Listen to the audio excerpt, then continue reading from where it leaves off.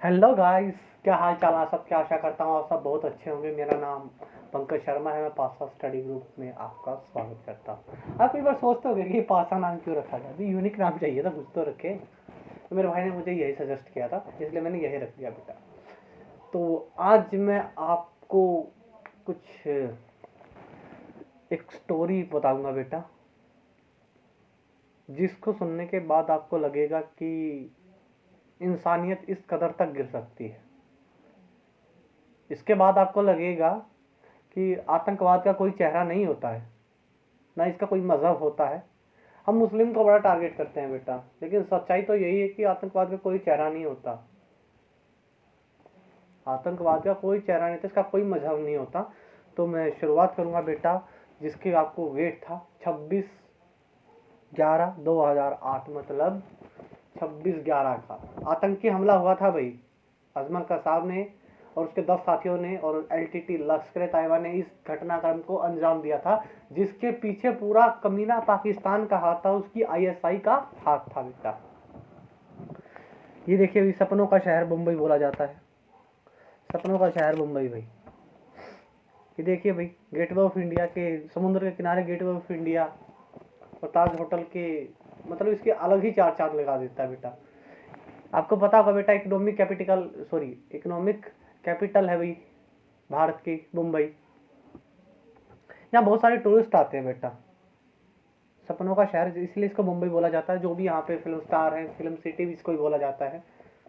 ये हमला होता है बेटा 26 नवंबर 2008 को।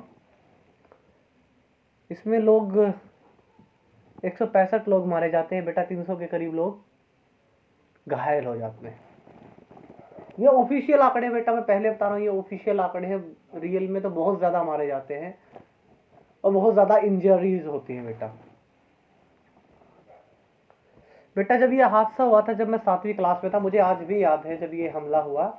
मैं खाना खा के, मतलब जब मैं आया था, जब मतलब मेरे को आज भी इतना धीमा धीमा याद है कि हमारे यहाँ टीवी नहीं होता था, हमारे चाचा जी के यहाँ पे होता था। जब मेरे को ये बात पता लगी कि ऐसे ऐसे हमला हो रहा है, और कसम से यकीन मानिए, ये 26 से 29 नवंबर तक ये पूरा ऑपरेशन चला बेटा। एनएसजी कमांडोज, अपनी नेवी के कमांडोज, एटीएस बेटा, एंटीज, मतलब टेररिज्म के खिलाफ होती है जो स्क्वाड, उसका बेटा मैंने पूरा 3 दिन तक ये टीवी देखता रहा भैया। और हमारे एनएसजी कमांडोज ने सबको मार गिराया बेटा। इसका नाम क्या दिया गया बेटा? Black tornado. क्या दिया गया? Black tornado. ऑपरेशन टार्नेडो चलाया गया था बेटा। तो मैंने पहले बताया, इसका मेन कल्प्रिट किसको माना गया, अपराधी किसको माना गया? अजमल कसाब को माना गया बेटा। यरवदा जेल के अंदर 2012 के अंदर क्या हो गया बेटा? उसको फांसी दे दी गई। तो मैं अब स्टार्ट करता हूँ बेटा। ये देखिए भैया, हमले हुए थे यहाँ पर, समुद्र के रास्ते आए थे। पहले हमला होता है बेटा, सबसे पहला बोट हाईजैक की जाती है। सबसे पहले सीएसटी बेटा, देखो पहले सबसे पहले होता है अपना, होता है रेल टर्मिनस पे, सीएसटी पे। उसके बाद ये लोग कामा हॉस्पिटल जाते हैं। 10 लोग होते हैं बेटा, 2-2 के ग्रुप में टूट जाते हैं और 5 जगह हमले किए जाते हैं। ये पहले से सिलेक्टेड एरियाज होते हैं बेटा। अब आप एक बात कहोगे, सर ये हमले हो गए, चलो मान लिया हमारे देश में बुरी किस्मत थी, हमले हो गए। क्या हमारा देश सो रहा था उस वक्त पे? बिल्कुल सो रहा था भैया, बिल्कुल सो रहा था। रा ने, जो रिसर्च एनालिसिस विंग थी बेटा, उसने पहले ही चेतावनी दी थी, आईबी और राव ने, कि मुंबई और दिल्ली और हैदराबाद और बेंगलोर में कुछ खराब होने की आशंकाएं हैं। उनको इन्फॉर्मेशन मिल गई थी, लेकिन हमने अपनी चौकस नहीं बढ़ाई। इसकी लापरवाही के कारण क्या होता है बेटा? ये हमला होता है। मैंने क्या बताया बेटा? सबसे पहले रेल टर्मिनस पे हमला होता है, फिर कामा हॉस्पिटल पे जाते हैं बेटा। कैजुअलिटीज बहुत होती हैं बेटा। सबसे पहले क्या होता है बेटा? कुबेर नाम की एक मछुआरा होता है बेटा, मछुआरा होता है बेचारा, मछली पकड़ने के लिए जाता है, और वो गलती से बेटा समुद्र के कौन सी बाउंड्रीज, थोड़ी हमको क्या पता था बेटा, वो पाकिस्तान के इलाके में थोड़ी सी वो बोट क्या हो जाती है बेटा, चली जाती है। वो उनसे माफी भी मांगता है, लेकिन वहां से आतंकवादी निकलते हैं और उसको मार देते हैं बेटा। बोट का नाम कुबेर होता है बेटा।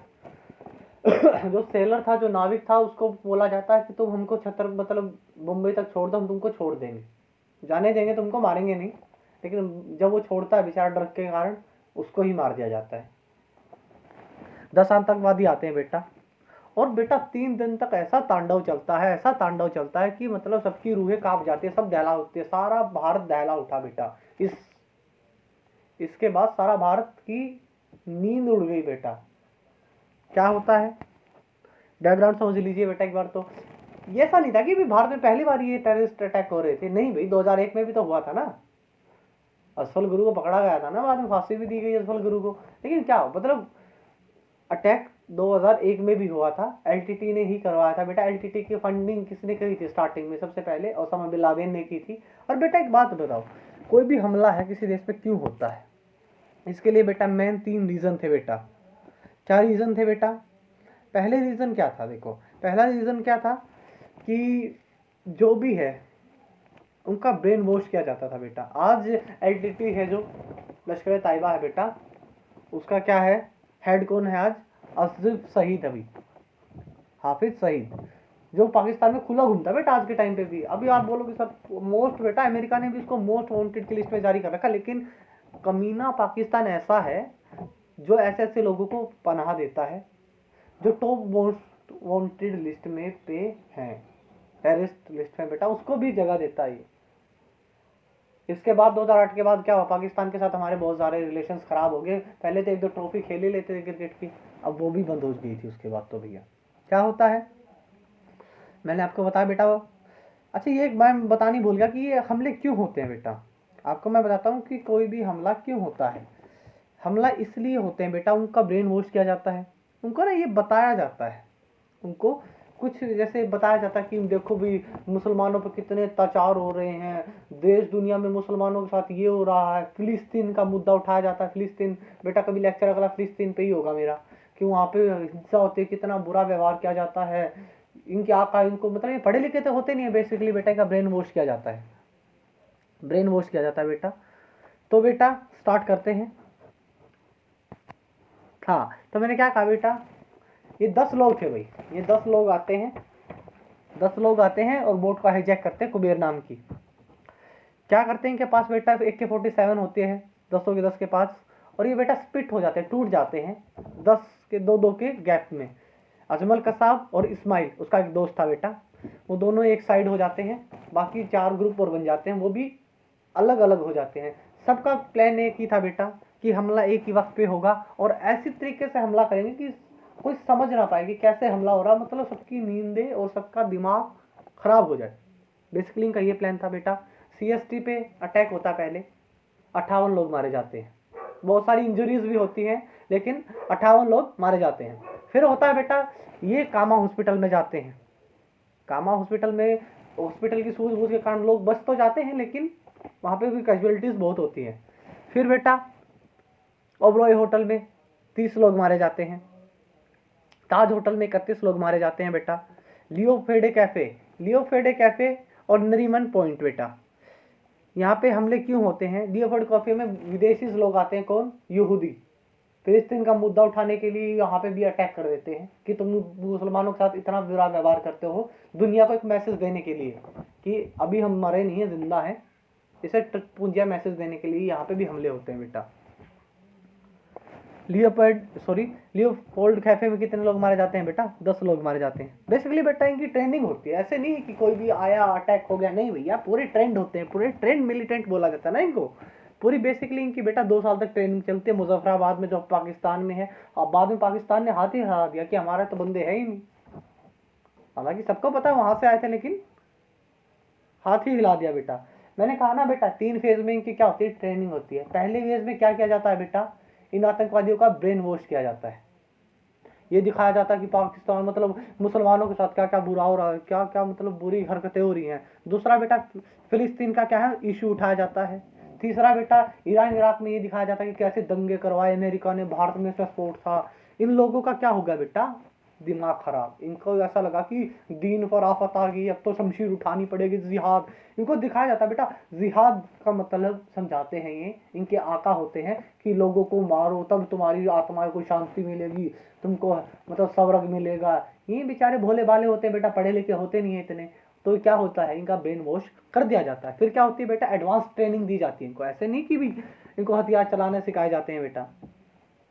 कमांडोज की ट्रेनिंग दी जाती है बेटा। कमांडो अपने आप में परफेक्ट होता है, एक सुपर हीरो होता है, उसकी ट्रेनिंग दी जाती है इनको, ताकि मतलब क्या क्या किया जाएगा। चौथी ट्रेनिंग में इनको बताया जाता है कि आप मरोगे बेटा। फिर भी ये फिदाइन होते बेटा, ये अपनी मौत की नहीं सोचते। इतना सब होने के बाद ये सोचते हैं कि हमको तो कुर्बान होना है। कहता ना खुशाब ने, तुमने 26/11 का डायलॉग सुना तो कहता कि बच गए तो गाजी, नहीं तो शहीद। शहीद का गादर भी बांट देते हैं भैया इनके साथ कि आप शहीद हो जाओगे। तो बेसिकली क्या होता है बेटा, देखिए भैया, अजमल कसाब 26/11 में क्या, 26/11 अटैक में क्या था, 8 बजे अटैक होने, 8 बजे क्या हो जाते हैं बेटा, ये मुंबई में एंटर करते हैं। 9:30 बजे के बाद क्या होते हैं, हमला शुरू हो जाता है बेटा। स्प्लिट हो जाते हैं बेटा, 10 लोग थे, 2-2 के ग्रुप में क्या हो जाते हैं, टूट जाते हैं। सबसे पहले हमला होता है, कहाँ पर होता है बेटा, सबसे पहले हमला होता है कहाँ पे, छत्रपति शिवाजी टर्मिनल पे। अंधाधुंध फायरिंग करते हैं बेटा, जो सामने आया मार दिया जाता है। तभी तो कहता ना आतंकवाद का कोई चेहरा नहीं है बेटा। ये नहीं कि मुसलमान वैसे नहीं भाई, आतंकवाद का रियल में कोई चेहरा नहीं था उस वक्त पे, आज भी नहीं है बेटा। एक कौम को दोष देना बहुत गलत बात है वो, लेकिन आतंकवाद का कोई मजहब नहीं, कोई चेहरा नहीं बेटा। क्या होता है, ये सबसे पहले CST पे जाते हैं, अंधाधुंध फायरिंग करते हैं। वहाँ पे 58 लोग को बेरहमी से मार देते हैं, जिसमें बच्चे भी होते हैं, बूढ़े भी होते हैं, यहाँ तक बेटा आगे बताऊंगा। फिर कामा हॉस्पिटल में जाते हैं बेटा, कामा हॉस्पिटल में जाते हैं बेटा, ये कामा हॉस्पिटल में जाते हैं। कामा हॉस्पिटल में बेटा क्या होता है, ये पेशेंट्स को ये सोचते हैं कि अगर यहाँ जैसे मैंने CST पे गोलीबारी कर दी, अब लोग कहीं तो भागेंगे, भागेंगे कहाँ पे, नियर कामा हॉस्पिटल, वहाँ भागेंगे।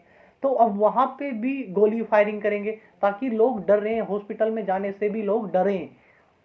इनकी बेसिकली चाल ये होती है बेटा, पूरे पॉइंट बनाए जाते हैं। ऐसा कोई हमला नहीं होता, पहले उसकी प्लानिंग होती है प्रॉपर कि कैसे कैसे हमको हमला करना है, ठीक है।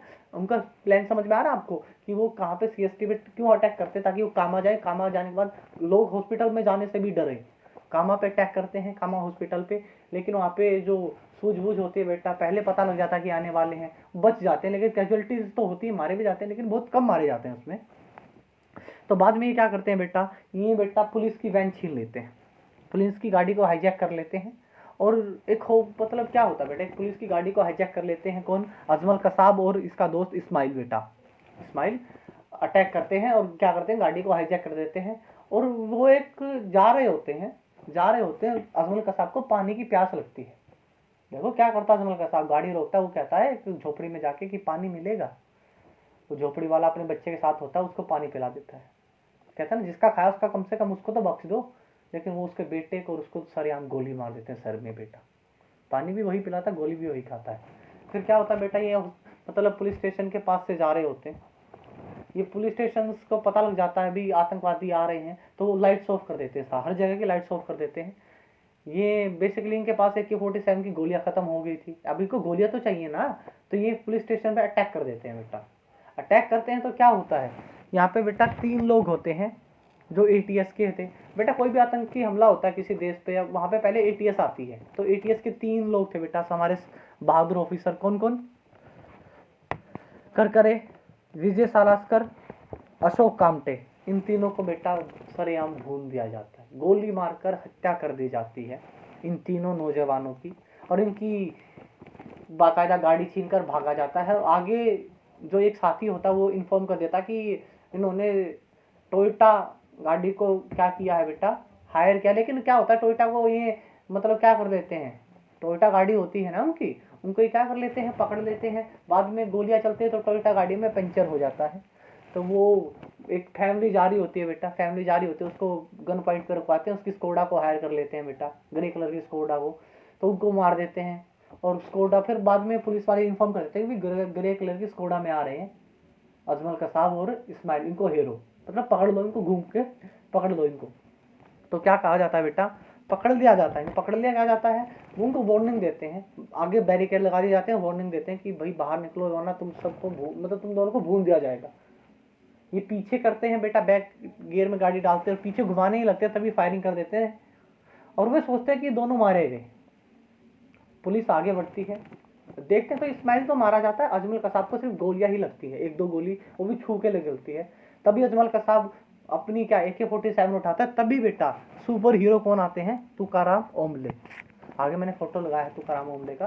तुकाराम आते हैं और उसको अजमल कसाब को मतलब गर्दन से पकड़ लेते हैं। उस पर वो फायरिंग करता रहता है, वो अपनी पकड़ ढीली नहीं करते हैं और बाहर अजमल कसाब को लाया जाता है, डंडे डंडों से सुताई कर दी जाती है। पुलिस कमिश्नर की समझ में नहीं आ रहा कि हो क्या रहा है तब तक। तभी एक ऑफिसर पुलिस कमिश्नर को फोन करता है कि 2 में से 1 पकड़ा गया, 1 मारा गया। तो पुलिस कमिश्नर कहता है कि कहाँ है दूसरा कसाब, कहाँ है? तो वो बताते हैं कि वो हॉस्पिटल में हम उसको लेके गए हैं, उसका इलाज चल रहा है। क्योंकि बेटा देखो, हॉस्पिटल में तो ले जाना पड़ेगा ना उसको, तभी तो वो इंक्वायरी देगा, तभी तो वो बताएगा कि कितने लोग आए हैं, कहाँ कहाँ अटैक होने वाला है। वो उसको हॉस्पिटल में लेके जाते हैं। तो वो कहता है, पुलिस कमिश्नर कहता है कि ले आओ, ऐसे की तैसे इसकी इलाज बाद में होगा, पहले इसको लेके आओ। डॉक्टर्स मना कर देते हैं, डॉक्टर्स उसकी मरहम पट्टी करना चाहते हैं। देखो उनका पर्सनल एथिक्स है भाई, एक डॉक्टर को कभी अपने पेशेंट का बैकग्राउंड नहीं देखना चाहिए कि उसका बैकग्राउंड क्या, लेकिन फिर भी वो कहता है कि मतलब पुलिस कमिश्नर कहता है कि अगर बेटा हॉस्पिटल का कोई स्टाफ बीच में आ जाए ना, भून डालो, ऐसे की तैसे हॉस्पिटल वालों को लेके आओ, क्योंकि कसाब से उनको इन्फॉर्मेशन की सख्त आवश्यकता थी। उसी से तो बेटा वो बचाएंगे ना, किसमें नरीमन पॉइंट में भाई ताज होटल ओबरॉय में फंसे लोगों को बचाया जा सकता है। कसाब को लाया जाता है बेटा उसके सामने। और बेटा जब पुलिस ऑफिसर जो इंस्पेक्टर कह रहा हूँ, कमिश्नर होता है, चौंक जाता है बेटा, एग्जैक्ट वर्डिंग है, वो चौंक जाता है। और वो कहता है कि मैंने अपने 21 साल के करियर में कभी ऐसा नहीं देखा कि ऐसा भी कोई आतंकवादी होता कि 21 साल, क्योंकि कसाब उस टाइम पे 21 साल का था। 21 साल की एज देख लो कितनी होती है बेटा, है दाढ़ी के बाल भी नहीं आते उस टाइम पे, इसने इतना बड़ा अटैक कर दिया। तो वो सोचता कि जरूरी नहीं कि एक मतलब दिखने वाला खूंखार दिखने वाला ही मुजरिम हो। तो फिर भी वो चौंक गया कि मतलब ये मतलब जो कसाब था बेटा, नाटा सा, इतना नाटा सा, और इस 21 साल के लोंडे ने मतलब पूरे मुंबई की ऐसी की तैसी कर डाली। तो वो पूछता है, और बेटा बड़ी चालाकी से पुलिस कमिश्नर से पूछता है, और कसाब बहकावे में आके सब कुछ भोंक भोंक देता है। तब क्या होता है बेटा, उनको इंफॉर्मेशन मिलती है। बाद में ये तो खत्म हुए 2, अब अटैक होता है किस पे, मतलब ये पैरेलल चल रहा है तब तक। पैरेलल किस पे चल रहा है? ताज होटल पे अटैक हो रहे होते हैं। ओबरॉय, जो ओबरॉय होटल है उस पे भी, सॉरी ओबरॉय ट्रीडेंट है, उस पे भी क्या हो रहा है, अटैक हो रहे हैं। वहां पे मैंने क्या बताया बेटा, ओबरॉय में कितने लोग मरे, 31, सॉरी 30, और ताज होटल में कितने मरे, 31। यहाँ पे रिसेप्शन पे जाते हैं आतंकवादी और रिसेप्शन पे ही बम फोड़ देते हैं। सब जब लोग भाग रहे होते हैं उनको गोलियां मारी जाती हैं। एक बच्चे की माँ एक बच्चे की माँ और उसके पापा मार दिए जाते हैं। बच्चा 2 साल का होता है बेटा। 26/11 नाम की मूवी आई थी, नाना पाटेकर ने रोल कर रखा बेटा, देखना उसकी क्लिप्स आपको समझ में आ जाएगी कि उस वक्त हुआ क्या था। मेरी रिकमेंडेड है बेटा, 26/11 की क्लिप देखना, आपको पता लगे कि हुआ क्या था एक्चुअली। तो बेटा उसकी वो रो रहा होता है, उसके सिर में भी गोली मार दी जाती है। ये किस तरीके की मानसिकता है देखो, मुझे नहीं पता कि कैसा ब्रेन वॉश किया गया था हम लोगों का। बाद में कसाब बताएगा, जो मैं आपको बताता हूँ बाद में। तो क्या होता है बेटा, यहाँ पे पूरा मतलब क्या होता है, यहाँ पे भून डालते हैं लोगों को, कमरों में आग लगाई जाती है राज होटल की। तो बाद में क्या होता है बेटा, ATS आती है, NSG आती है, सबको खदेड़ा जाता है बेटा। 3 दिन तक ये ऑपरेशन चलता है, ब्लैक टॉर्नेडो, सबको फिनिश कर दिया जाता है, खत्म कर दिया जाता है। 10 के 10 मारे जाते हैं। ये मैंने कहा कि ऑपरेशन ब्लैक टॉर्नेडो चला बेटा, जिसमें NSG कमांडो होते हैं, नेवल के हेलीकॉप्टर्स होते हैं अपने, आर्मी होती है बेटा अपनी, और बेटा मार्कोस होती है बेटा नेवी की, मर्चेंट नेवी होती है ना जो अपनी मैरिन वाली, उसको बुलाया जाता है। और बेटा 29 नवंबर तक ये ऑपरेशन चलता है और सबके सबको मार दिया जाता है। मैंने बता दिया बेटा आप लोगों को। आफ्टर मैथ क्या होते हैं बेटा, सबका शक किस पे था बेटा, सबको पता था। कसाब से जब इंक्वायरी ली जाती है तो कसाब क्या बोलता है कि हम पाकिस्तान के मुजफ्फराबाद से आए हैं, हमारी ट्रेनिंग इतने से चलते, लेकिन पाकिस्तान खड़े हाथ हिला देता है। पाकिस्तान हाथ हिला देता है कि नहीं, हमारा तो उसमें कोई हाथ ही नहीं है। और ना ही बेटा मतलब जो भी जर्नलिज्म ने पाकिस्तान में इसके खिलाफ आवाज उठाई उनको मार दिया जाता है बाकायदा। तो क्या होता है बेटा, इससे इन दोनों के, भारत और पाकिस्तान के रिश्तों में आज भी कड़वाहट है, खटास हो जाती है कि मतलब इनकी वजह से सब कुछ हुआ। और इसके पीछे कौन था बेटा, LTT लश्कर-ए-तैयबा था बेटा, और ISI और पूरा पाकिस्तान का सिस्टम था बेटा।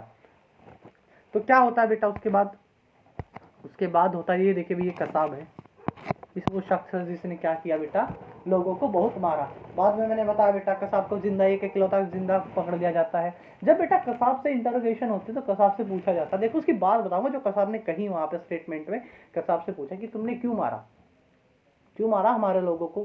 पुलिस कमिश्नर पूछता 26/11 की वो क्लिप बता रहा हूँ, आप सुनना बेटा, बहुत मेरी रिक्वेस्ट है आप लोगों से, वो देखोगे ना आपको पता लगेगा कि ये क्या मानसिकता है। तो पूछता है भी क्यों मारा तुमने, तो कहता है कि मतलब मेरे आका ने मुझसे कहा, आका ने बताया कि जिद पर आफत आ गई है और दीन के लिए शमशीर उठाना जरूरी है और जिहाद करना था, जिहाद करने के लिए मैंने सबको मारा। उसके आंखों में रिग्रेट नहीं होता तब तक। वो कहता है कि मतलब अगर मैं मर भी गया तो मतलब यहाँ मुझे हूरे मिलेंगी। बेसिकली इनको यही पढ़ाया जाता है बेटा कि तुमको हूरे मिलेंगी, तुमको ये मिलेगा, तुमको शहद की नदियां से तुमको नहलाया जाएगा, फरिश्ते तुम्हारे मतलब शरीर को, रूह को उठाएंगे। मतलब कसाब ये सब कुछ बोलता है और कमिश्नर को बहुत सारी कुछ बातें कहता है। कमिश्नर कुछ नहीं बोलता, कमिश्नर समझ गया कुत्ता है वो कुत्ता। कमिश्नर कहता है कि मैं समझ गया वो कुत्ता है कुत्ता। अब कुत्ते को कुछ कहना बेवकूफ़ी है, क्योंकि असली दरिंदे तो वो थे ना बेटा जिसने दरिया पार इस घिनौनी हरकत को अंजाम दिया था। इसका मतलब ये नहीं है कि मैं उसको मारना नहीं चाहता, ये वो कमिश्नर कह रहा है, ये मैं नहीं कह रहा। कमिश्नर कह रहा है कि इसका मतलब ये नहीं था कि मैं कसाब को मारना नहीं चाहता, अगर मेरे हाथ कानून से नहीं बंधे होते तो मैं बीच से चीर देता कसाब को।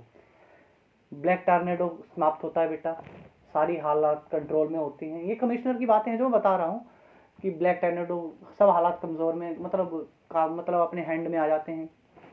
एक दिन कसाब छोटी सी रिक्वेस्ट करता है कि मुझे अपने दोस्तों से मिलने दिया जाए। तब तक कसाब को ये नहीं बताया गया कि तुम्हारे लोगों को मार दिया गया है। तो कसाब को लेके जाया जाता है बेटा, कसाब को लेके जाया जाता है। तब वो बोलता है कमिश्नर, कसाब को पता लगता है कि तुम्हारे लोग मर गए हैं। तब कसाब को बोलता है बेटा, कसाब को बोलता है कमिश्नर कि तूने क्या कहा था, हैं तेरी रूहें ऐसे घूमेंगी, मतलब तुमको शहद होगा, तुमको स्वर्ग मिलेगा। तो कहता है कमिश्नर बेटा स्वर्ग की छोड़, जन्नत की छोड़, जहन्नुम में भी इनकी आत्माएं गई होंगी ना, वहां पे बैठे शैतान ने इनके लात मार के भगा दिया होगा वहां से। इनकी तुम सोचते हो कि इतनी घिनौना काम करने के बाद इनको क्या जन्नत नसीब होगी? बावली बूझ है क्या बेटा, कैसे जन्नत नसीब हो जाएगी? तुमको पता ही नहीं कि इंसानियत की नींव ही इंसानियत पे है। वो कहता कि मुंबई पुलिस कमिश्नर की लाइनें हैं कि कसाब को जो बोली जाती है मैं वही बोलूंगा। अब यही सोचा ना कि पुलिस कमिश्नर ही बोल रहा है। तो वो बोलता है कि तुमको पता ही नहीं है बेटा, वो अशरफुल मकरूर है। अशरफुल मकरूर होने का मतलब बेटा इंसान। वो कहता है कि वो तुमको पता नहीं कि वो अशरफुल मकरूर है, मतलब जो बेटा क्या है कि जब इंसान को खुदा ने बनाया था तो फरिश्तों को सजदे करने का हुक्म दिया था। खुदा की बेहतरीन तकनीक है वो बोलते हैं। कमिश्नर बोला कि खुदा की बेहतरीन तकलीक है इंसान, और तुमको तो पता ही नहीं। इंसान वो कसाब को बोलता है कि तुमको तो पता ही नहीं इस्लाम की नींव भी किस पे है बेटा, इंसानियत पे है। तो वो कहता है कि बेटा रियलिटी यही है, बस इतना ही बोलता है। बाद में मैंने भी एक बात देखी बेटा, 41 बार जिहाद का पाक कुरान में जिक्र आया है।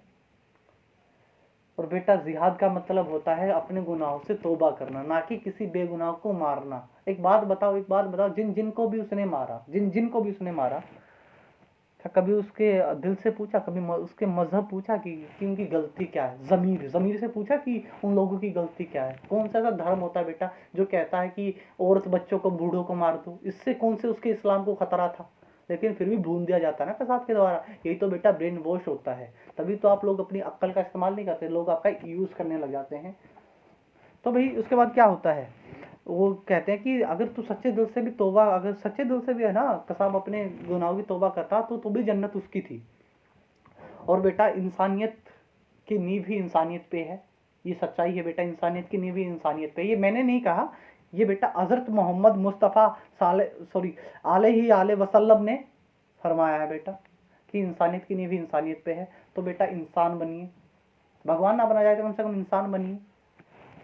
तो गाइस इस वीडियो में सिर्फ इतना ही था, ये 26/11 का अटैक था। मैं चाहूँगा बेटा, मेरा पर्सनली आपको रिकमेंडेड है कि आप ये मूवी देखना। कौन सी? ये देखिए भैया, हमले हुए थे उस टाइम के फोटोज़ हैं कुछ, ये बेटा देखिए।